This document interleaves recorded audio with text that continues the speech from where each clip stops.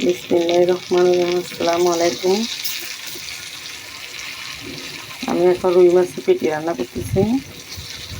মাখো মাখো করে তেলের মধ্যে পেঁয়াজ আর টমেটো দিয়ে দিলাম, ওগুলো কষাচ্ছি।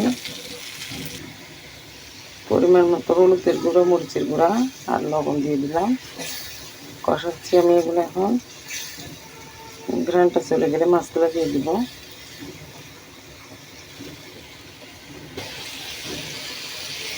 মাছগুলো দিয়ে দিচ্ছি।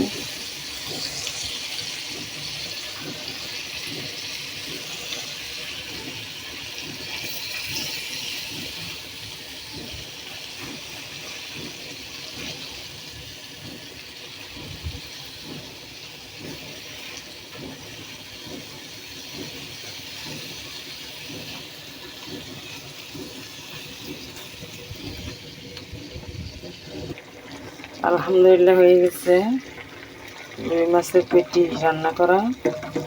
আপনারা যেখান থেকে দেখতেছেন ভাই বোনেরা, লাইক কমেন্ট শেয়ার দিবেন, সাবস্ক্রাইবার করে পাশে থাকবেন। আজকে পর্যন্ত, আল্লাহ হাফেজ।